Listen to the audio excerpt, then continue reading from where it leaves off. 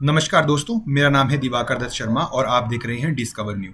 हम यहाँ पे क्या कर रहे हैं, हम यहाँ पे वर्ष 2019 का, ठीक है, वर्ष 2019 का बीएड का जो क्वेश्चन पेपर है उसको सॉल्व कर रहे हैं और ये उसका सेकंड पार्ट है। ठीक है, सेकंड पार्ट में हम क्या सॉल्व करने वाले हैं, यहाँ पे मैथमेटिकल पोर्शन जो आपसे एग्जाम में पूछा गया था वर्ष 2019 में, उसको यहाँ पे सॉल्व करने वाले हैं। हर एक क्वेश्चन को हम इंडिविजुअली थॉरोली सॉल्व करेंगे और आपको यहाँ पे बहुत से नए कॉन्सेप्ट देखने को मिलेंगे। और कंपैरेटिवली जो ये 2019 का पेपर था, थोड़ा सा और सालों से यदि मैं कंपेयर करूँ, थोड़ा सा मैथमेटिक्स वाला पोर्शन जो था इसमें थोड़ा सा टफ था कंपैरेटिव टू अदर पेपर्स। ठीक है, तो यहाँ पे हम क्या करेंगे, वर्ष 2019 के पेपर को सॉल्व करेंगे। इसको सॉल्व करने से पहले मैं क्या कर रहा हूँ, एक करेक्शन करना चाहता हूँ। 2020 का जो क्वेश्चन पेपर था उसमें एक मैथ का क्वेश्चन जो मैंने अपने यूट्यूब चैनल पे आपसे, क्योंकि वर्ष 2020 का क्वेश्चन पेपर भी सॉल्व किया है, वहाँ पे मैंने मैथ्स का एक क्वेश्चन सॉल्व किया था। ठीक है, वर्ष 2020 का जो सेकंड पार्ट है उसमें मैंने क्वेश्चन सॉल्व किया था। मैं यहाँ पे आपको दिखा रहा हूँ उस क्वेश्चन को। ओके, ये क्वेश्चन नंबर है, question number 86, question number. Okay, तो यहाँ पे क्वेश्चन नंबर 86 है, आपको स्क्रीन पे दिख रहा होगा। ये क्वेश्चन क्या कह रहा है, देखो। The year next to 1988 having same calendar as that of 1988 is. ठीक है, ये वाला क्वेश्चन था। ये इसका जो आंसर था हमने वहाँ पे बिल्कुल करेक्ट निकाला था, बस यहाँ पे थोड़ी सी हमने मिस्टेक कर दी थी। अब वो कहाँ पे मिस्टेक हुई है वो मैं यहाँ आपको बता रहा हूँ। वो बच्चे जो वर्ष 2023 के लिए एग्ज़ाम दे रहे हैं, उनको जो ये वीडियो है 2020 की, वो मैं अब एडिट करके फिर से अच्छे से डाल दूंगा। पर जो बच्चे अभी वर्ष 2022 का अटैम्प्ट दे रहे हैं उनके लिए स्पेशली ये करेक्शन है। ठीक है, तो यहाँ पे आप देख लीजिए, इसको मैं एक बार जल्दी से यहाँ पे आपको सॉल्व करवा देता हूँ कि ये क्वेश्चन कैसे सॉल्व होगा। एक बार इस क्वेश्चन को आप अच्छे से पढ़ लीजिए, क्योंकि इसके बाद मैं स्क्रीन चेंज करने वाला हूँ। The year next to 1988 having same calendar as that of 1988। 1988 के बाद ऐसा कौन सा कैलेंडर होगा जो 1988 की तरह फिर से होगा, मतलब कब कैलेंडर रिपीट होगा। ठीक है, ये आप, मुझे लगता है आप क्वेश्चन समझ गए होंगे। तो देखिए, वहाँ पे हमने क्या पढ़ा था, सबसे पहले क्या करना होता है आपको गिवन है 1988। ठीक है, हमने क्या पढ़ा था, सबसे पहले चेक करना होता है हमें कि जो गिवन ईयर है क्या वो लीप ईयर तो नहीं है। ठीक है, क्या ये 1988 लीप ईयर तो नहीं है। तो यदि आप 1988 को चेक करोगे, 1988 4 से पूरी तरह से भाग हो जाता है। वो साल जो 4 से पूरी तरह से भाग हो जाए वो क्या होता है, लीप ईयर। तो यहाँ देखो, छोटा ये देखो 497 आ रहा है, इसको काट के, तो ये पूरी तरह से 4 से डिवाइड हो रहा है। ठीक है, तो मतलब ये लीप ईयर है। तो लीप ईयर, तो जो लीप ईयर होंगे उनका कैलेंडर कब रिपीट होता है। ठीक है, उनका कैलेंडर रिपीट होता है +28, 28 साल बाद। इनमें जो लीप ईयर होते हैं उनमें कब कैलेंडर रिपीट होता है, उनसे 28 साल बाद। मतलब 1988 के बाद कब कैलेंडर इसका रिपीट होगा, 28 साल बाद, मतलब 2016 में इसका कैलेंडर रिपीट होगा। अच्छा, जो लीप ईयर से जस्ट नेक्स्ट ईयर होता है, जैसे 1989, मान लीजिए वो पूछता 1989 कि भाई 1989 का कैलेंडर अगली बार कब रिपीट होगा। अब देखिए क्वेश्चनों से उसने पूछा 1989, तो सबसे पहले आप क्या करते, इसको चेक करते 4 से भाग करके। क्या ये 4 से पूरी तरह से भाग होता है, नहीं, ये तो 4 से पूरी तरह से भाग नहीं होता। तो इस केस में आप क्या करेंगे, इस केस में आप निकालेंगे, जैसे 1989 था, इससे पिछला लीप ईयर कब आया था। देखिए, इससे पिछला लीप ईयर आया था 1988 में। लग गया आपको पता कि 1988 में पिछला लीप ईयर आया था। तो 1988 का कैलेंडर तो +28 ईयर्स को ऐड करने के बाद रिपीट होगा। पर 1989 का जो कैलेंडर है वो होगा +6 साल बाद। देखिए, यही गलती वहाँ पे हमारे से हुई है। वहाँ पे हमने क्या लिखा है, +5 ईयर्स। ठीक है, तो ध्यान रखना, जो लीप ईयर से जस्ट नेक्स्ट ईयर होता है, लीप ईयर से जस्ट नेक्स्ट ईयर का मतलब समझ रहे हो। जैसे कि लीप ईयर 1988 से, तो जस्ट नेक्स्ट क्या होगा इससे, 1989। तो इसमें कितना ऐड होगा, +6 ऐड होगा। अच्छा, जो इसके बाद हो गया जैसे 1990, ये देखो, और 1991, और फिर यहाँ पे आएगा 1992 में क्या होगा, 88, 89, 90, 91। 1992 क्या होगा, 4 साल पूरे हो जाएंगे, और 1992 भी क्या है, एक लीप ईयर। तो लीप ईयर में हमेशा ही कितना ऐड होगा, +28 ही ऐड होगा। तो अगला साल कब रिपीट होगा, 1992 से 28 साल बाद। और इन 2 साल, ये 2 साल जो लीप ईयर से, देखिए हमेशा पीछे से काउंट करते आना है आपने। तो लीप ईयर से जस्ट नेक्स्ट ईयर है 1989, उससे सेकंड नेक्स्ट ईयर है 1990, और थर्ड नेक्स्ट ईयर है 1991, और फोर्थ ईयर जो है वो तो खुद ही लीप ईयर है। तो जो सेकंड नेक्स्ट ईयर है 1990 और थर्ड नेक्स्ट ईयर है, इसमें कितना ऐड होता है, +11 और +11। तो ये आपका यहाँ पे ट्रिक क्या था कि लीप ईयर में हमेशा +28 ऐड होता है, और लीप ईयर से जो अगला साल होता है उसमें +6, उससे जो लीप ईयर से जो सेकंड नंबर पे होता है उसमें +11 और थर्ड नंबर पे होता है +11 और फोर्थ नंबर पे जो लीप ईयर से होता है वो तो खुद ही लीप ईयर होता है, इसलिए उसमें +28 ऐड होता है। तो देखिए दोस्तों यहाँ पे हमने गड़बड़ कर दी थी, वहाँ पे क्या गड़बड़ कर दी थी, उस ट्रिक में मैंने आपको +6 वहाँ पे +6 की जगह +5 लिखवा दिया था। क्योंकि वो प्रश्न पूछा गया था 1988 के लिए, 1988 का कैलेंडर कब रिपीट होगा, तो वो होगा 28 साल बाद, तो इसलिए हमारा उत्तर वहाँ पे सही निकल के आ गया था। ओह सॉरी, थोड़ा सा मुझे लगता है कि स्क्रीन आपकी हिल गई है यहाँ पे, इसको मैं एक बार इसको करेक्ट कर देता हूँ। ओके, एक मिनट, थोड़ा वेट कर दिया, वेट कीजिएगा, थोड़ा सा टेक्निकल एरर मुझे लग रहा है यहाँ पे आ गया है थोड़ा सा, तो इसको थोड़ा सा मैं ठीक कर देता हूँ। ओके, आई थिंक अब बिल्कुल करेक्ट है, ठीक है। तो वहाँ पे हमारा, जो मैं क्या कह रहा था कि वहाँ पे हमारा क्या दिक्कत है, वहाँ पे हमारा जो आंसर था वो बिल्कुल करेक्ट था। क्यों हमारा आंसर क्यों करेक्ट था? क्योंकि 1988 के ऊपर उसने बात की थी। यदि वो 1989 के ऊपर बात करता तो वहाँ पे हमने +5 लिखा था, तो वो उस हिसाब से वो ट्रिक हमारी गलत हो जाती। तो वो एस्पायरेंट जो 2022 में अभी अगले कल जो एग्ज़ाम देने वाले हैं उनके लिए ये करेक्शन है, ठीक है। जो 2023 के एस्पायरेंट है उनके लिए मैं उसी वीडियो को फिर से एडिट करके एक बार फिर से अपलोड करूँगा, उनको घबराने वाली कोई बात नहीं है। तो ये था दोस्तों जो हमें थोड़ी सी जो करेक्शन करनी थी, ठीक है। ये थोड़ी सी करेक्शन से रिलेटेड आपसे ये थी। अब हम क्या करेंगे, वर्ष 2019 है इसका क्वेश्चन पेपर जो है इसको सॉल्व करने, यहाँ पे इसके बाद इसको सॉल्व करेंगे हम, ठीक है। तो चलिए बढ़ते हैं। तो पहला प्रश्न क्या पूछ रहा है, ये पहला प्रश्न देखिए एज प्रॉब्लम से रिलेटेड ये प्रश्न है आपसे। बहुत ही आसान सा प्रश्न है, यदि जिसको बेसिक कॉन्सेप्ट्स पता है, जिन्होंने मेरी पहले की वीडियोस देख रखी हैं, वो इजीली इस क्वेश्चन को कर पाएंगे। मैं आपको क्वेश्चन की ओर ले चलता हूँ। क्वेश्चन क्या पूछ रहा है आपसे, तो क्वेश्चन नंबर 71 है, ठीक है। क्वेश्चन नंबर 71 क्या है, जिसको ये क्वेश्चन पेपर चाहिए है वो आप हमारे नीचे डिस्क्रिप्शन बॉक्स में जाके नीचे से टेलीग्राम चैनल से इसके PDF को ले सकते हैं। यदि आपको यहाँ पे फ़ॉन्ट छोटे नज़र आ रहे हैं तो वहाँ से आप फ़ॉन्ट को डाउनलोड करके वहाँ से अच्छे से पढ़ सकते हैं। बहरहाल यहाँ मैं पढ़ तो रहा ही हूँ, हर क्वेश्चन को मैं यहाँ पे पढ़ूंगा फिर ही सॉल्व करूंगा। ये क्या कह रहा है, if Reena says Anjali's father Raman is my only son of Ramanand my father in law, the Pihu who is Anjali's sister who is Ramanand related. अब देखिए यहाँ पे यदि आप इस प्रश्न को पढ़ेंगे तो इसकी लैंग्वेज आपको समझ नहीं आएगी। तो हमेशा मैं कहता हूँ जब भी आपको क्वेश्चन की लैंग्वेज समझ ना आए, एक बार हिंदी में जरूर चेक करना। यहाँ पे भी कुछ अटपटी सी लैंग्वेज ने दे रखी है, एक बार हिंदी में चेक करते हैं। देखिए हिंदी में एकदम करेक्ट दे रखा है। रीना कहती है कि अंजलि के पिता रमन मेरे ससुर रामानंद के इकलौते बेटे हैं, तो पीहू जो अंजलि की बहन है का रामानंद के साथ क्या संबंध है, ठीक है। अब यहाँ पे हमारे क्वेश्चन की क्लैरिटी हो गई है। तो हमेशा पेपर में ध्यान रखिएगा, जो भी क्वेश्चन आपको समझ नहीं आ रहा है एक बार हिंदी में उसे ज़रूर पढ़िए। वो चाहे आपका यहाँ मैथमेटिक्स का हो या फिर आपका आगे टीचिंग एप्टीट्यूड का हो या कमीशन का हो, कोई भी क्वेश्चन जो आपको समझ नहीं आ रहा है, जिसका एग्जैक्टली जो क्लैरिटी नहीं है जिसकी आपके पास, उसको एक बार आप हिंदी में ज़रूर पढ़िए, ठीक है। यहाँ से भी आपकी काफ़ी गलती करने के चांसेस कम हो जाते हैं। तो देखिए करते हैं इसको सॉल्व। सबसे पहले बेसिक कॉन्सेप्ट्स क्या होते हैं इसके, हमने और वीडियोस जिसने मेरी 2021 की 2020 की वीडियोस देख रखी हैं उनको बेसिक कॉन्सेप्ट्स पता होंगे। क्या कॉन्सेप्ट्स क्या हैं, जो भाई बहन हैं उनको कैसे लिखते हैं हम। देखिए सबसे पहले एक 2 0 जो ये ऐसे मैंने सर्कल मारे हैं, इनसे मैं मैन को रिप्रेजेंट करता हूँ। कोई भी हो सकता है, जैसे यहाँ पे रीना है तो रीना को मैं एक सर्कल से रिप्रेजेंट करूंगा। क्योंकि ये फीमेल है तो फीमेल को मैं नेगेटिव से रिप्रेजेंट करता हूँ और मेल को मैं पॉजिटिव से रिप्रेजेंट करता हूँ। यदि मैं यहाँ नेगेटिव लिखता हूँ इस सर्कल के पास और यहाँ पॉजिटिव लिखता हूँ, इसका मतलब क्या है, ये दो कोई व्यक्ति है। ये सर्कल क्या है, दो कोई व्यक्ति है। ये वाला जो व्यक्ति है वो महिला है और ये वाला क्या है, पुरुष है। यदि इन दोनों के बीच एक में स्ट्रेट लाइन से यदि इन्हें जोड़ दूँ, इसका मतलब क्या होगा, ये दोनों भाई बहन है। और भाई बहन भी कैसे, सगे भाई बहन है। तो जो जितने भी मैं जितनी भी चीज़ें ऐसे स्ट्रेट लाइन में जोड़ता जाऊँगा, ठीक है, वो क्या होंगे, सब भाई बहन होंगे और वो भी सगे भाई बहन होंगे। और भाई बहन का पता कहाँ से लगता है, ऐसे पॉजिटिव और नेगेटिव से भाई बहन का पता आपको लग जाएगा, ठीक है। और मतलब जो भी व्यक्ति एक लाइन में आए, ठीक है, ऐसे एक लाइन में। अब देखिए ऐसा हो सकता है इसके बाद में एक सर्कल यहाँ मारूं, एक सर्कल यहाँ मारूं और इन दो को जोड़ दूं। यहाँ पे पॉजिटिव लिखूं, यहाँ पे नेगेटिव लिखूं और इन दो को आपस में ना जोड़ूं, इन दो को आपस में ना जोड़ूं, ऐसा हो सकता है, ठीक है। तो इसका मतलब क्या है कि ये दो, क्योंकि ये एक लाइन में आ रहे हैं, जो जितने भी लोग एक लाइन में आएंगे वो सारे क्या होंगे, कजन्स होंगे, कजन्स भाई बहन होंगे सारे के सारे। क्योंकि मैंने इनको जोड़ा नहीं है, इसका मतलब ये सगे भाई बहन नहीं है, ठीक है। ये चाचा ताऊ के लड़के हो सकते हैं, कजन जिसे हम कहते हैं, ठीक है। तो ये वो हो सकते हैं। तो ये पहला कॉन्सेप्ट है।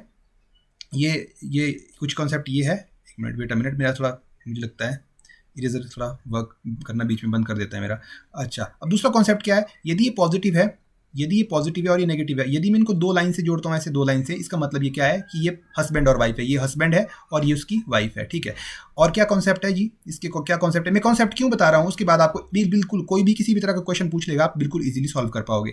अगला क्या कह रहा है, यदि मैं यहाँ पे एक सर्कल मारूं और ऐसे ऊपर से इसको जोड़ दूं और यहाँ एक सर्कल बनाऊं और इसको मैं लिख लूँ मान लो पॉजिटिव, इसको भी लिख लूँ पॉजिटिव, तो ये वाला क्या है, ये वाला पिता है, ये क्या है फादर, किसका फादर है, इसका, ये है सन।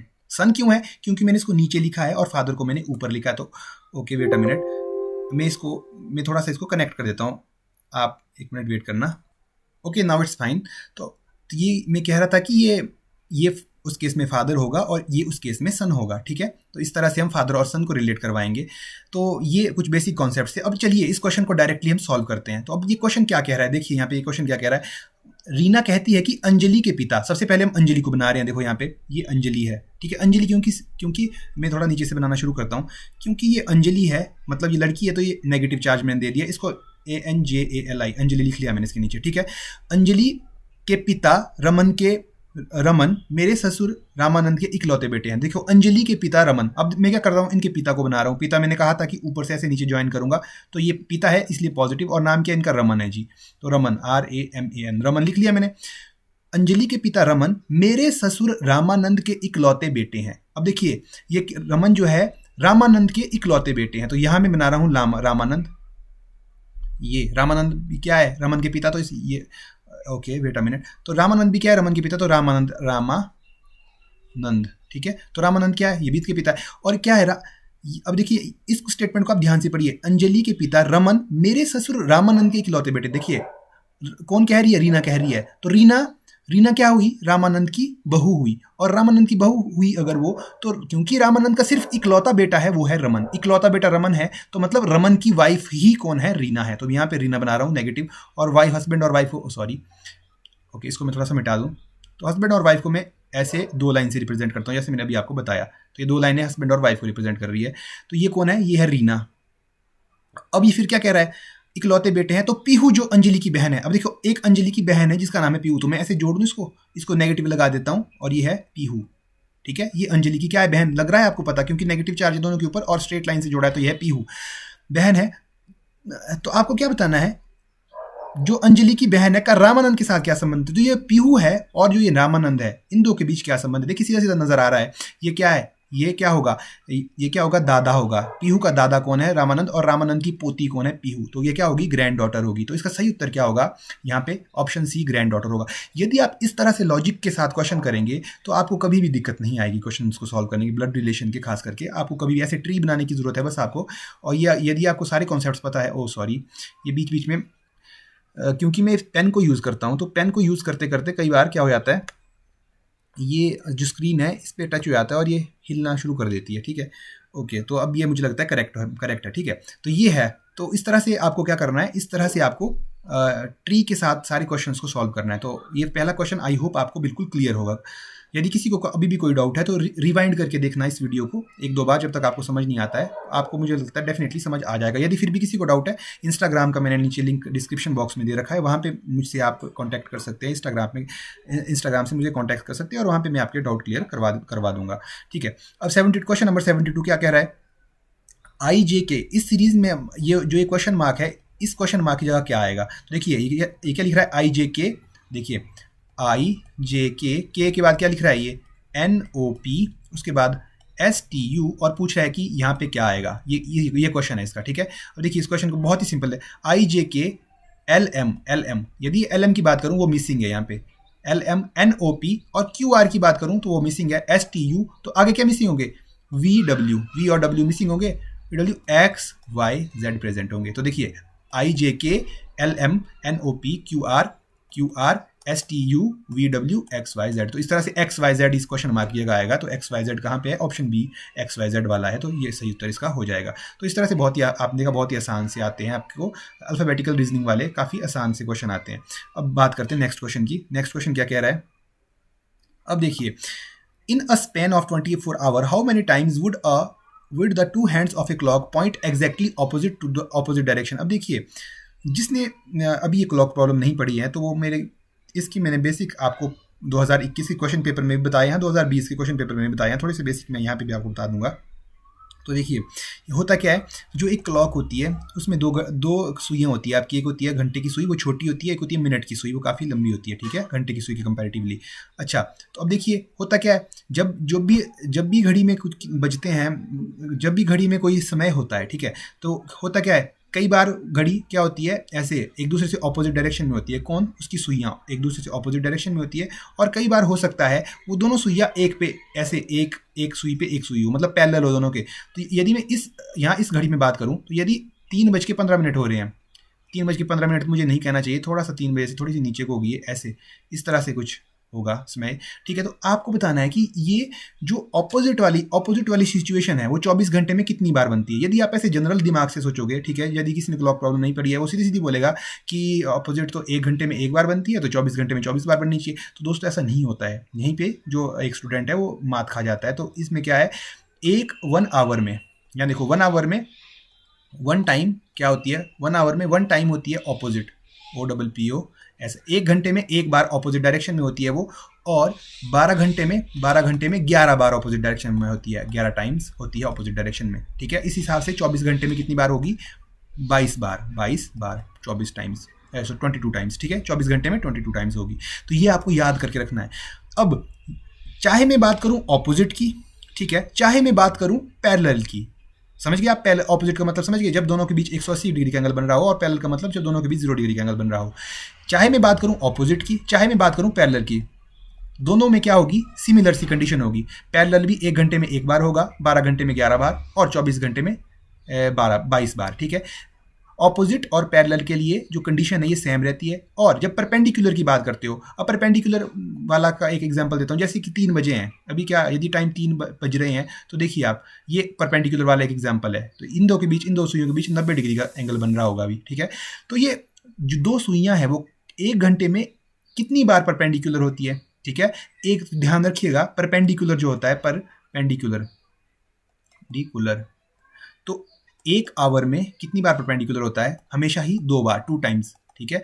और 11 आवर्स में कितने, 12 घंटे में कितनी बार होगा ये, 22 बार, हमेशा ध्यान रखना, 22 बार।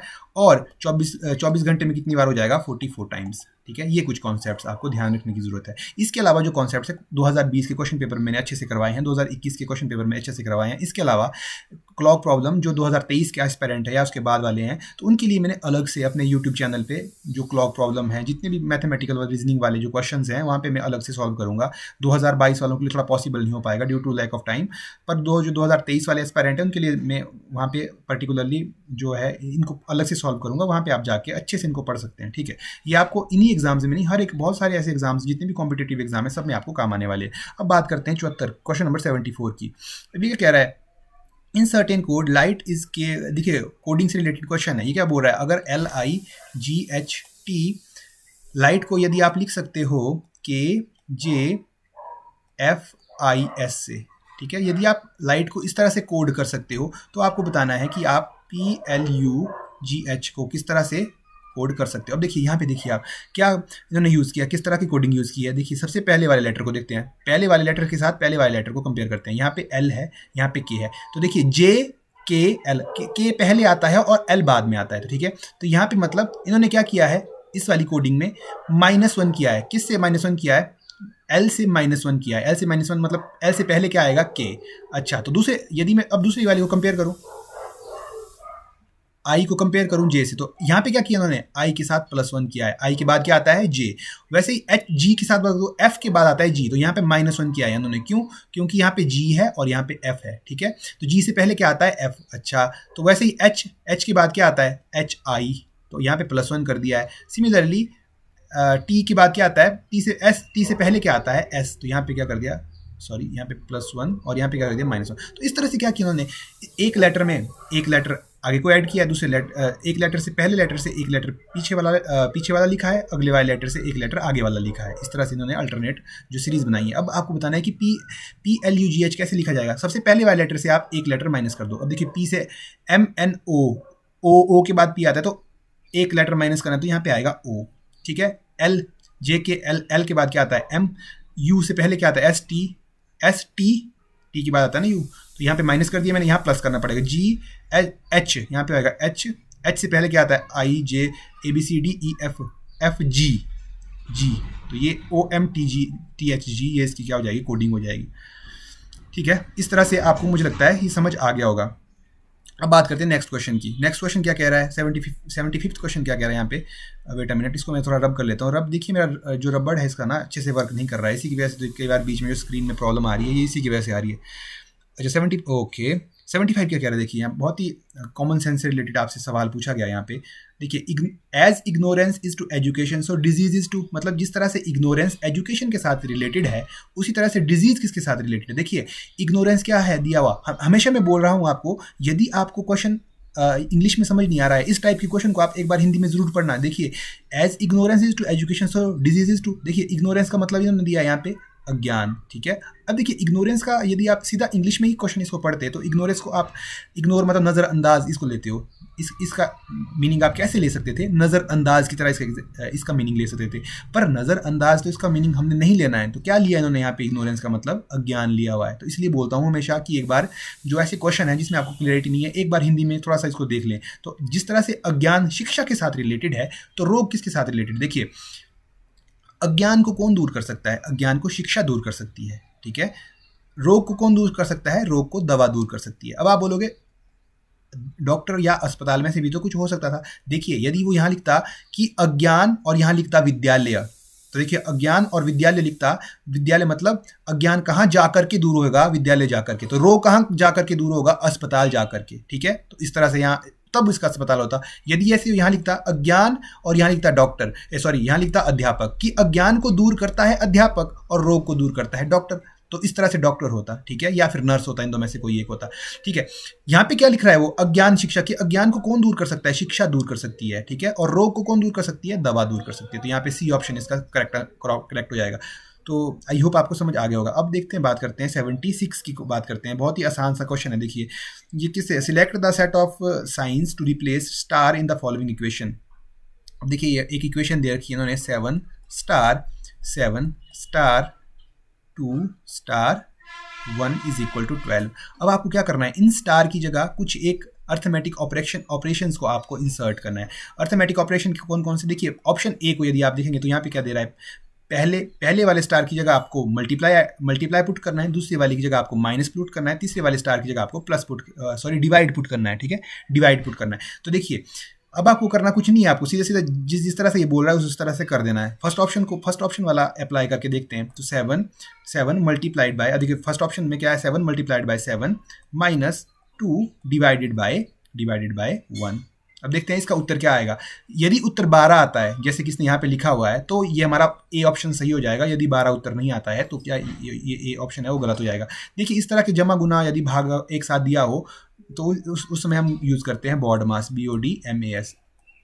तो इसका मतलब क्या होता है, bracket open, division, multiplication, addition and subtraction. सबसे पहले ब्रैकेट को सॉल्व करेंगे, ब्रैकेट के अंदर की चीज़ों को सॉल्व करेंगे और ब्रैकेट को खोलेंगे। उसके बाद आप डिवाइड कर सकते हैं, उसके बाद मल्टीप्लाई कर सकते हैं, एडिशन कर सकते हैं और सब्सट्रैक्शन कर सकते हैं। देखिए ब्रैकेट तो यहाँ पे है ही नहीं, तो सबसे पहले क्या होगा, सबसे पहले प्रायोरिटी मिलेगी डिवीजन को। तो 2/1 ये क्या होता है, 2, बाकी सब चीज़ें सेम रह गई। ठीक है, अब किसको प्रायोरिटी मिलेगी, माइनस और मल्टीप्लिकेशन में से m, मल्टीप्लिकेशन को, 7 7 49, 49, 7 7 49 माइनस, तो 49 में से 2 आप माइनस करो तो 47 आएगा। तो यदि फर्स्ट ऑपरेशन लगाते हो आप तो आंसर आपको मिलता है 47।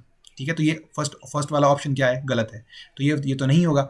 ठीक है, अब सेकंड ऑप्शन के साथ यदि मैं ट्राई करूँ तो देखिए 7 प्लस, सेकंड ऑप्शन क्या है, +7 माइनस, सेकंड जगह माइनस पुट करना है और फिर आपको लास्ट में आपको क्या करना है, डिवाइड पुट करना है। ओके, डिवाइड 1, तो सबसे पहले प्रायोरिटी मिलेगी भाग को, तो 2/1, 2 हो गया, फिर से माइनस 7 जमा 7। अब देखो 7 जमा 7 कितने होंगे, अब अगली प्रायोरिटी जमा और माइनस में से किसको मिलेगी, एडिशन को। तो एडिशन 7 जमा 7 कितने होंगे, 14, 14 माइनस 2 कितने होंगे, 12। तो आ गया आपका उत्तर 12, बिल्कुल सही। यही आपसे पूछ रहा था कि 12 कब उत्तर आएगा, कौन सी ऑपरेशन लगा के आपका जो है वो उत्तर 12 आएगा। तो ये ऑप्शन बी जो है इसका करेक्ट उत्तर हो जाएगा। यहाँ पे ऑप्शन बी आपका करेक्ट उत्तर है।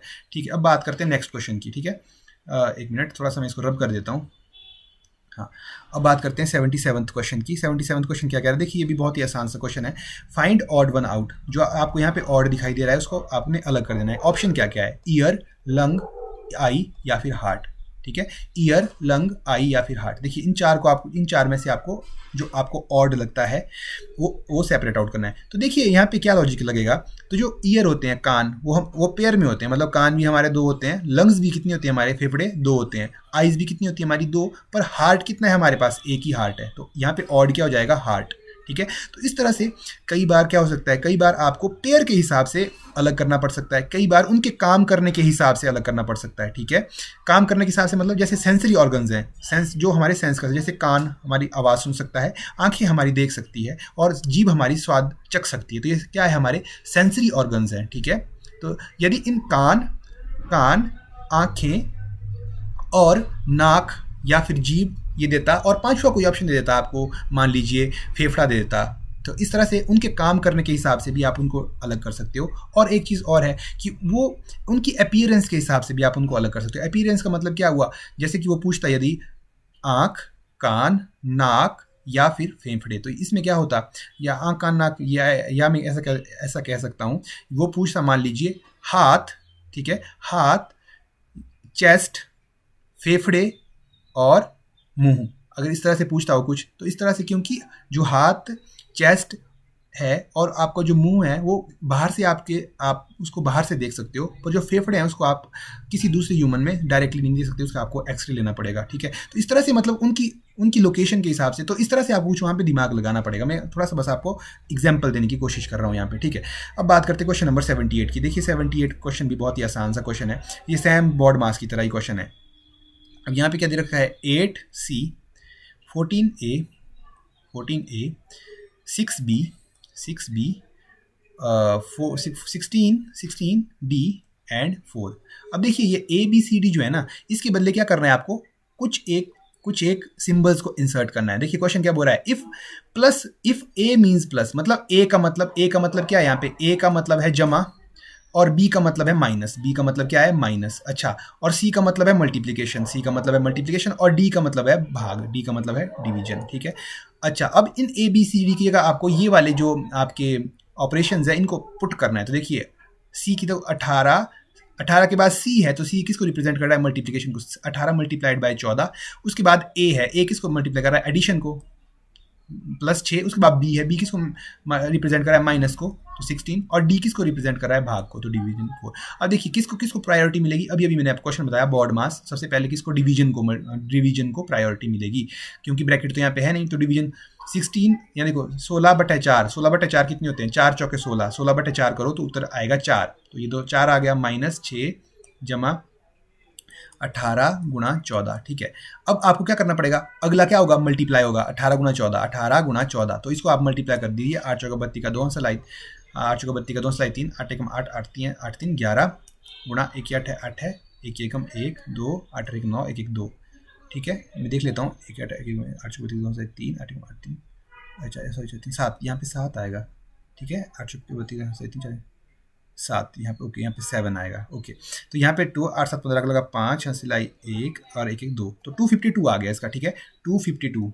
ठीक है, देखिए कैलकुलेशन मैटर नहीं करती है, मतलब मैटर करती है, आपके लिए मैटर करेगी, पर इस वीडियो में यदि यहाँ पे कैलकुलेशन में कोई एरर हो जाए तो आपने क्या करना है, उसको थोड़ा सा इग्नोर कर लेना है। ठीक है, और आपने कॉन्सेप्ट पे ध्यान देना है। तो 252 कई बार हो जाता है, क्योंकि यहाँ पे मुझे करेक्ट करने वाला कोई नहीं है। ठीक है, ऑनलाइन क्लास है, मुझे खुद ही करेक्ट करना पड़ता है, इसीलिए थोड़ा सा कई बार कैलकुलेशन में मिस्टेक हो सकती है, पर एग्जाम में आपने मिस्टेक नहीं करनी है। ठीक है, वो मैटर करेगा, एग्जाम में मिस्टेक नहीं होनी चाहिए आपसे। ठीक है, अब यहाँ पे +6 -4, आई होप कोई भी गलती यहाँ पे नहीं है।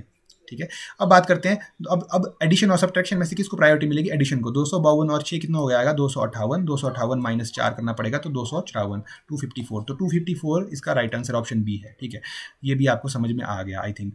अब बात करते हैं नेक्स्ट। देखिए नेक्स्ट जो क्वेश्चन है ना, वो थोड़ा सा मतलब थोड़ा सा ये दिमाग लगाने वाला क्वेश्चन है, और इसको करने के बहुत से तरीके हैं। यदि इंटरनेट पे जाओगे आप, वहाँ पे काफ़ी बड़े बड़े तरीके आपको मिलेंगे। यहाँ पे मैं एक शॉर्टकट सा तरीका आपको बताऊंगा इस तरह के क्वेश्चन को सॉल्व करने का। देखिए मैं स्क्रीन को थोड़ी छोटी कर दिया है, क्योंकि मुझे काफ़ी ज़्यादा स्पेस की जरूरत यहाँ पे पढ़ने वाली है। तो ये क्वेश्चन क्या बोल रहा है, in a city 40% of adult are illiterate while 85% of children are literate. Literate का मतलब होता है पढ़े लिखे, illiterate का मतलब होता है अनपढ़. If the ratio of adults to that of children is 2:3, then what percentage of population is illiterate? देखिए तो ये क्या पूछ रहा है, literate, illiterate नहीं literate. तो कितनी परसेंट पॉपुलेशन पढ़ी लिखी है. हिंदी में भी आप इसको क्वेश्चन को एक बार पढ़ेंगे तो क्या पाएंगे कि एक शहर में 40% वयस्क निरक्षर है, जबकि 85% बच्चे साक्षर हैं. यदि बच्चों व वयस्कों का अनुपात 2:3 है तो जनसंख्या का कितना प्रतिशत साक्षर है. ठीक है, तो मैं क्या बोलता हूँ, यदि आपको इंग्लिश में समझ नहीं आ रहा है तो एक बार हिंदी में ज़रूर पढ़िए. बेशक कोई, मैं उनके लिए भी कह रहा हूँ जो हिंदी इंग्लिश मीडियम वाले हैं, जैसे नॉन मेडिकल वाले स्टूडेंट्स हैं, वो क्या कर देते हैं, ये सोचिए कि हिंदी हमारा इंग्लिश ही है भाई, तो इंग्लिश में यदि आपको हो सकता है कई बार नहीं समझ आता, मुझे भी समझ नहीं आता, तो मैं हिंदी में पढ़ लेता हूँ एक बार. ठीक है, तो आप भी एक बार हिंदी में पढ़ लीजिएगा. ओके, तो क्वेश्चन क्या कह रहा है. अच्छा, अब देखिए इसको सॉल्व करना शुरू कर देते हैं. अब देखिए ये क्या कह रहा है, एक पॉपुलेशन में 2 बंदे हो सकते हैं. देखो यहाँ पे क्या कह रहा है, एक एडल्ट प्लस और चिल्ड्रन. तो यहाँ पे क्या है, एडल्ट और चिल्ड्रन जो मिलके क्या कर रहे हैं, पूरी पॉपुलेशन बना रहे हैं. ठीक है, पूरी पॉपुलेशन बना रहे हैं. ठीक है, एडल्ट्स. तो अब देख लेते हैं पहले, क्योंकि परसेंटेज वाला जो क्वेश्चन होते हैं ना, उनमें आपको कुछ एक तरीका है उनको कुछ करने का. जैसे यहाँ पे मैं बोलूँ, ये कह रहा है कि 40% एडल्ट्स आर इलिटरेट. तो यहाँ पे मैं देखो क्या लिख रहा हूँ, यहाँ पे लिख रहा हूँ एडल्ट लिखा मैंने. इस एडल्ट को मैंने 2 कैटेगरी में डिवाइड किया. देखो 2 तरह के एडल्ट मिलेंगे आपको. एक होंगे लिटरेट मतलब पढ़े लिखे, इलिटरेट. देखो इलिटरेट लिखा है मैंने यहाँ पे लिटरेट लिखा है.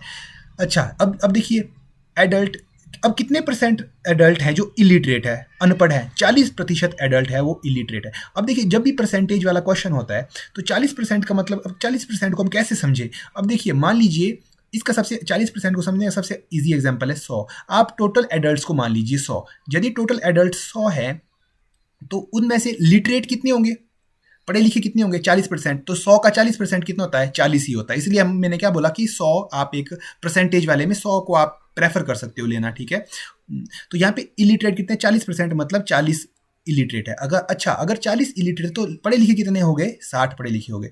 अच्छा, तो ये हो गई बात एडल्ट्स की. अब मैं बात करता हूँ चिल्ड्रन की, CHILD, चाइल्ड लिख रहा हूँ देखो यहाँ पे सिर्फ में.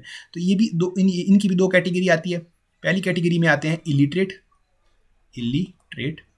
और दूसरी कैटेगरी में आते हैं लिटरेट. अच्छा, अब ये लिटरेट, अब इसमें पढ़े लिखे कितने हैं, 85% पढ़े लिखे. अब इसमें भी मैं क्या कर रहा हूँ, चिल्ड्रन को भी मैं 100 मान रहा हूँ. ठीक है, चिल्ड्रन को भी मैं 100 मान रहा हूँ. तो 100 में से अगर 85% पढ़े लिखे तो मतलब 85 पढ़े लिखे होंगे, और अनपढ़ कितने होंगे, 15 अनपढ़ होंगे, क्योंकि 85 और 15 मिलकर के 100 पूरा बना देंगे. ठीक है, तो अब देखिए, अब क्वेश्चन क्या कह रहा है. अब आप मुझसे पूछ सकते हो कि आपने 100 एडल्ट्स और 100 चिल्ड्रन ऐसे अपनी मर्जी से कैसे ले लिए. ठीक है, तो परसेंटेज वाले में आप ऐसा कर सकते हो. ठीक है, कर सकते हो ऐसा. ठीक है, पर यदि ये क्वेश्चन इतने पे ही खत्म कर देता तब तक तो ठीक था, तब तक आप 100 ले सकते हो. पर ये क्या कह रहा है, ये अनुपात की बात कर रहा है. अनुपात की, देखिए इसके बाद क्या बात कर रहा है, if ratio of the adults to the children is 2:3. मतलब ये क्या कह रहा है, एडल्ट का और चिल्ड्रन का रेशियो है 2:3. इसका मतलब क्या हुआ, हर 2 एडल्ट पे 3 बच्चे हैं. मतलब यदि आपके घर में 2 एडल्ट है, यदि आपके 2 माता पिता है, तो उस घर में 3 बच्चे होंगे उनके. ये रेशियो ये समझाना चाह रहा है आपको. ठीक है, तो अगर मैंने एडल्ट 100 लिए हैं, ठीक है, तो इसका मतलब ऑब्वियस ही बात है, यहाँ देखो, यहाँ 2 एडल्ट है, यहाँ 2 एडल्ट है और 3 चिल्ड्रन है. ठीक है, और यहाँ पे मैंने एडल्ट लिए हैं 100, मतलब यहाँ पे क्या है, चिल्ड्रन ज़्यादा है और एडल्ट कम है. रेशियो में क्या दिख रहा है हमें कि चिल्ड्रन ज़्यादा दिख रहे हैं और एडल्ट कम दिख रहे हैं. पर यहाँ पे जो हमने ऊपर लिए हैं, जैसे इनको 100 जब माना है, तो एडल्ट भी हमने 100 लिए और चिल्ड्रन भी हमने 100 लिए. इसका मतलब इनको बदलने की ज़रूरत है, और इनको, एडल्ट्स को और चिल्ड्रन को किसके हिसाब से बदलूंगा, अब मैं इनको बदलूंगा इस रेशियो के हिसाब से बदलूंगा. ठीक है, जैसे यहाँ पे दिया उन्होंने 2:3. अच्छा, तो मैं इस 2:3 को देखो, अब मैं क्या लिख सकता हूँ, ये ध्यान देना. इस 2:3 को मैं 200:300 लिख सकता हूँ. ठीक है, क्या मैं इसको 200:300 लिख सकता हूँ, बिल्कुल लिख सकता हूँ. अब आप बोलेंगे कैसे लिख सकते हो. देखिए 2:3 का मतलब क्या है, पहली बात तो 2/3, ये इसका मतलब है. और 200/300 का मतलब क्या है, 0 से 0 से आप 0 काट लो तो 2/3 ही तो इसका मतलब हुआ. तो 200:300 किसको रिप्रेजेंट कर रहा है, बेसिकली इसी को रिप्रेजेंट कर रहा है 2:3 को. तो इसका मतलब ये 200 क्या है, एडल्ट, और 300 क्या है, चाइल्ड. तो अब मैं क्या करता हूँ, एडल्ट्स को 200 कर देता हूँ यहाँ पे ऊपर अपने क्वेश्चन में, और चाइल्ड को क्या कर देता हूँ, 300 कर देता हूँ. तो देखिए अब मैं एडल्ट को कर रहा हूँ 200 और चाइल्ड को कर रहा हूँ 300. एक यहाँ पे मैं ऐसे लिखता हूँ ना, 100 है ना ये, तो इसके ऊपर लिखता हूँ 200, ऐसे ऐसे करके ये लिख लिया मैंने, ठीक है। अब हमने किया क्या दोस्तों, यहाँ पे हमने किया क्या, ये देखते हैं। हमने बेसिकली क्या किया है, इनकी पॉपुलेशन में चेंज किया है। देखिए यहाँ पे मैंने पहले 100 एडल्ट थे, अब इस एडल्ट को मैंने 2 गुना से बढ़ा दिया है, 2 गुना से बढ़ा दिया है। तो जो लिटरेट और इलिटरेट की जो पॉपुलेशन है, इनको भी मेरे को 2 गुना से बढ़ाना पड़ेगा, क्योंकि मैंने पूरी पॉपुलेशन को 2 गुना से बढ़ाया है। अब इसमें मैंने कितनी से 3 गुना से पॉपुलेशन को बढ़ाया है चाइल्ड की, तो इनके लिटरेट और इलिटरेट की पॉपुलेशन को भी मेरे को 3 गुना से बढ़ाना पड़ेगा। तो 40 दूनी होते हैं 80 और 60 दूनी होते हैं 120, ठीक है। तो एडल्ट में से अब नए इलिटरेट वाले कितने आ गए मेरे पास, 80 आ गए, और लिटरेट वाले 120 आ गए। सिमिलरली चाइल्ड में मेरे पास लिटरेट वाले 45 आ गए और इलिटरेट वाले कितने आ गए। अब देखिए यहाँ पे 85 मल्टीप्लाइड बाय 3 कर दो, 5 3 1 8 3 24 1 25 255 आ गए। कितने आ गए, 255 आ गए, ठीक है, ओके 255 आ गए।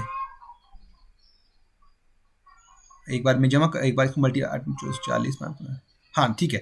अब ये क्वेश्चन क्या पूछ रहा है, ये प्रश्न पूछ रहा है, अब देखिए कि what percentage of population is literate. तो आपने बताना है कि कुल कितनी परसेंट जो जनसंख्या है वो पढ़ी लिखी है। अब देखिए यहाँ पे आपको दिख रहा है कि पढ़े लिखे लोग कितने हैं, 120 तो एडल्ट पढ़े लिखे हैं और 255 चिल्ड्रन पढ़े लिखे हैं। तो टोटल लिटरेट कितने हुए, लिटरेट मतलब टोटल पढ़े लिखे कितने वो हो गए। अब आगे पास 120 जमा 255 कर दो, तो 120 जमा 255 कितने होंगे, 120 जमा 255 जब आप करोगे तो कितना होगा, 5 5 2 7 2 1 3 375 हो जाएंगे। तो टोटल कितने पढ़े लिखे हैं, 375। अब देखिए वो पूछ क्या रहा है, टोटल पढ़े लिखे हैं 375। अब टोटल पॉपुलेशन कितनी है। अब देखिए जब आप परसेंटेज निकालते हो तो परसेंटेज निकालने का क्या तरीका होता है, प्राप्त अंक बटा कुल अंक गुणा 100। मैंने पहले भी आपको बताया है ये, ठीक है। अभी आपके पास प्राप्त अंक मतलब कितने हैं आपके पास, टोटल लिटरेट कितने 375 और कुल कितने हैं, टोटल पॉपुलेशन कितनी है, टोटल पॉपुलेशन। अब देखिए टोटल पॉपुलेशन कितनी है आपके पास, तो अब टोटल पॉपुलेशन ये ऊपर वाली है 200 तो आपके पास एडल्ट है और 300 आपके पास चाइल्ड है, ठीक है। 200 आपके पास एडल्ट है, 300 चाइल्ड, तीन और 2 कितने हो गए, 500। तो अब जो परसेंटेज निकलेगी वो किसके रिस्पेक्ट में निकलेगी, इस 500 के रिस्पेक्ट में निकलेगी। तो कितनी परसेंटेज, 375 बटे 500 गुणा 100, ऐसे कर लूँ, बिल्कुल कर लेता हूँ। 2 0 से 2 0 कट गए। अब 5 का पहाड़ा पड़ना है, 5 7 है 35 और 2 7 25, 5 5 25, तो 75%। कितना परसेंट, 75%। तो 75% लोग जो है वो पढ़े लिखे हैं। तो ऑप्शन डी जो है इसका करेक्ट आंसर हो जाएगा, ठीक है। इसलिए मैं क्या कह रहा था कि जो 2019 का क्वेश्चन पेपर है उसमें थोड़े से आपको चैलेंजिंग जैसे क्वेश्चन देखने को मिलेंगे, ठीक है। यही क्वेश्चन देखिए दोस्तों, ये आप इंटरनेट पे जाओगे आपका दिमाग चकरा जाएगा। एक्चुअली मैं भी गया था, मैंने भी वहाँ देखा था, वहाँ पे मुझे थोड़ा मतलब इसका जो क्वेश्चन का आंसर है जिस वेबसाइट से मैंने देखा वहाँ पे थोड़ा ये बहुत ज़्यादा इलेबोरेट करके लिखा था। मैंने कोशिश की आपको आसान तरीके से समझाने की। इस तरह के क्वेश्चन यदि आपको आते हैं, कैसे आप आसान तरीके से और जल्दी कम टाइम में इसको कर सकते हो आप, ठीक है। तो ये मैंने थोड़ा सा समझाने की आपको कोशिश की है। आई होप मैं आपको समझा पाया हूँ। अब आपको क्या करना है, यदि समझ नहीं आया फिर वही आपको रिपीट करके सुनना पड़ेगा, ठीक है। यदि आपको कोई डाउट्स हैं तो कहाँ करना है आपने, इंस्टाग्राम पे आप मुझे मैसेज कर सकते हैं, वहाँ पे मैं आपके डाउट्स को क्लियर करने की कोशिश करूँगा। अब बात करते हैं क्वेश्चन नंबर 80 की। 80 क्या कह रहा है, आयुष वाज बॉर्न। अब देखिए ये भी क्वेश्चन थोड़ा सा क्या है, थोड़ा सा चैलेंजिंग क्वेश्चन है, ये भी आपके लिए थोड़ा सा चैलेंजिंग हो सकता है। Ayush was born on 2 years after his father's marriage. His mother is 5 years younger than his father but 20 years older than Ayush who is 10 year old। At what age did the father got married. अब देखिए ये प्रश्न क्या पूछ रहा है, हिंदी वाले हिंदी में पढ़ सकते हैं। आयुष अपने पिता की शादी के 2 साल बाद पैदा हुआ। देखिए इस स्टेटमेंट को आप ध्यान रखना, सबसे लास्ट में मैं इसको यूज़ करूंगा। देखिए आयुष अपने पिता की शादी के 2 साल बाद पैदा हुआ। देखना, ध्यान रखना हर एक सिचुएशन को। उसकी माँ उसके पिता से 5 साल छोटी है। माँ कितनी छोटी है, उसके पिता से 5 साल छोटी है। लेकिन आयुष 20 साल पर आयुष से कितनी साल बड़ी है, 20 साल। देखिए जो उसकी माँ है वो पिता से 5 साल छोटी है पर आयुष से 20 साल बड़ी है, ठीक है। जो आयुष 10 साल का है उसके पिता की शादी किस आयु में हुई होगी। देखिए आयुष का अभी करंट एज कितनी है, 10 साल है। तो आपको बताना है कि आयुष के पिता की जो शादी है वो कब हुई होगी। तो देखिए बहुत आसान सा सवाल है, बस आपको क्या करना होता है, एक स्टेप में क्रोनोलॉजिकल ऑर्डर में आपको फॉलो करना होता है इस तरह के जो क्वेश्चन होते हैं। अब देखिए मैं सबसे पहले क्या लिख रहा हूँ, सबसे पहले मैं लेट कर रहा हूँ। देखो यहाँ पे सबसे पहले क्या कर रहा हूँ मैं, लेट उसकी मदर की जो एज है उसको मैं लेट कर लेता हूँ। नहीं, सबसे पहले मैं करंट एज की बात करता हूँ। सबसे पहले क्या बोल रहा है कि आयुष की उम्र कितनी, 10 साल। तो एज ऑफ आयुष कितनी साल है, एज की आयुष की उम्र कितनी है, 10 years। अब देखिए अकॉर्डिंग टू क्वेश्चन क्या कह रहा है कि उसकी माँ, तो उसकी यदि आयुष की उम्र 10 साल है तो उसकी मम्मी कितनी कितने साल की होगी। देखिए क्वेश्चन में क्या कह रहा है कि उसकी माँ उससे 20 साल बड़ी है, तो एज और करंट एज, देखिए मुझे एज नहीं लिखना चाहिए, मुझे करंट लिखना चाहिए साथ में, करंट थोड़ा सा CURRENT, current age. Current age of Ayush कितनी है, 10 साल। और current age of Ayush mother, Ayush की मदर की कितनी करंट एज होगी, तो 10 जमा 20। अब देखिए 20 मैंने क्यों ऐड किया, क्योंकि 20 साल बड़ी है वो किससे, आयुष से, तो उसकी करंट एज कितनी हुई, 30।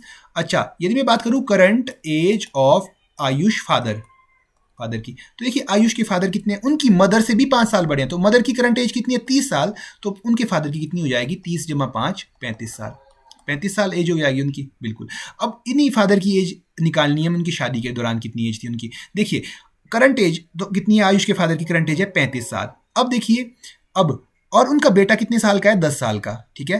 तो जो बेटा है उनका 10 साल का है, तो आपको उनकी फादर की एज निकालनी है उनकी शादी के दौरान। तो सबसे पहले मुझे क्या करना पड़ेगा, फादर की एज से उसके बेटे की एज को यदि मैं माइनस कर दूं तो कितने साल पीछे चला जाऊंगा, मैं 10 साल पीछे चला जाऊंगा। मैं उस समय में चला जाऊंगा जब ये आयुष पैदा नहीं हुआ था, मतलब पैदा होने वाला था वो। तो वो कब एज होगी, तो 35 माइनस 10 करना पड़ेगा मुझे, तो 35 माइनस 10 का कितना है, 25, ठीक है। तो 10 साल पहले की at the birth of Ayush, यहां लिखता हूं मैं at the birth of Ayush, AYUSH। तो आयुष के बर्थ किस में है, फादर्स एज। तो आयुष के बर्थ किस में, पिता की क्या उम्र थी, 25 साल। अब जो आयुष खुद है वो शादी के 2 साल बाद हुआ है, ये क्वेश्चन में आपको गिवन है, शादी के 2 साल बाद हुआ है। तो मतलब अभी 25 साल के जब वो थे, कौन, 25 साल के जब आयुष के पिता थे, तो आयुष पैदा होने वाला था, तो मतलब उनकी शादी कितने साल पहले हुई थी, 2 साल पहले ही हुई थी। तो मतलब उनकी शादी के दौरान उनके फादर की एज कितनी होगी, तो father's age at the time of marriage, marriage कितनी होगी, 25 में से मेरे को 2 और घटाने पड़ेंगे। तो 25, ये 25 है, ये तो तब की एज है ना जब वो पैदा होने वाला है, पर क्वेश्चन में साफ साफ लिखा है कि शादी के 2 साल बाद वो पैदा हुआ, ठीक है। तो 25 माइनस 2 में यदि करूँगा तो 23 साल आ जाएगा, 23 ईयर्स। तो 23 ईयर के थे वो, कौन, आयुष के पिता, जब उनकी शादी हुई थी। तो इस तरह से ये वाला क्वेश्चन था। तो इसमें थोड़ा सा आपको क्या करना पड़ता है, देखिए कुछ नहीं है, आपको क्या करना क्या होता है, बेसिकली जिस तरह से क्वेश्चन में स्टेटमेंट गिवन है उसी तरह से आपको फॉलो करना होता है। क्वेश्चन की स्टेटमेंट को आपको बेसिकली फॉलो करना होता है, तो आप इजीली क्वेश्चन का आंसर तक पहुंच सकते हो। मैंने भी क्या किया, यहाँ पे क्वेश्चन की स्टेटमेंट को फॉलो किया, ठीक है, और बस उसी लाइन में मैं चलता रहा, और लास्ट में मैं कहाँ पहुंच गया, उत्तर के पास खुद ब खुद पहुंच गया। तो इस तरह से आपको ये क्वेश्चन करने होते हैं। तो 2022 वाले बच्चे को मैं फिर से कह रहा हूँ कि उनके लिए तो मैं अभी due to lack of time में अपलोड नहीं कर पाया इन एप्टीट्यूड वाली वीडियोज़ को, पर हाँ जो बाद के बच्चे हैं जो 2023 वाले के अटैम्प्ट के लिए इन वीडियोज़ को देख रहे हैं, वो एक बार इस चैनल को एक बार ज़रूर चेक करना। क्या पता मैंने तब तक ये अपने यूट्यूब चैनल पर ये सभी कॉम्पिटेटिव वाली वीडियोज़ को अपलोड कर दिया हो, तो वहाँ पर भी मैं इनको अच्छे से समझाऊंगा इन सभी कॉन्सेप्ट्स को, और बहुत सारे एग्जाम्पल भी आपको सॉल्व करवाऊंगा। तो इसमें हमने क्या किया, यहाँ पे हमने एक पार्ट को सॉल्व किया है, 2019 के एक पार्ट को सॉल्व किया है। तो अब नेक्स्ट पार्ट में क्या करेंगे हम, इससे जो आगे हमारे 10 क्वेश्चन बचते हैं वो थर्ड पार्ट में वहाँ पे सॉल्व करने वाले। तो तब तक के लिए आप क्या कर सकते हैं, आपके जो भी दोस्त बीएड की प्रेपरेशन कर रहे हैं वो उनके साथ इन वीडियोस को शेयर कर सकते हैं। और साथ ही साथ यदि आपने हमारे टेलीग्राम चैनल को अभी सब्सक्राइब नहीं किया है तो वहाँ पे उसको भी सब्सक्राइब कर सकते हैं, क्योंकि वहाँ पे हम बहुत जो बीएड से रिलेटेड जितना भी स्टडी मटेरियल है, वो लेसन प्लान हो, चाहे वो बुक्स हो, चाहे क्वेश्चन पेपर्स हो, सारी की सारी चीज़ें मैं वहाँ अपलोड करता हूँ, ठीक है। तो वहाँ पे क्या कर सकते हो, यदि आप फ्यूचर में बीएड करने की सोच रहे हो तो उस चैनल को आप सब्सक्राइब करके रख सकते हो। वहाँ पे आपको सारा जितना भी बीएड से रिलेटेड मटेरियल है, कंटेंट है, वहाँ पे आपको इजीली अवेलेबल हो जाएगा। तो जल्द ही मिलते हैं नेक्स्ट वीडियो में, तब तक के लिए थैंक यू सो मच।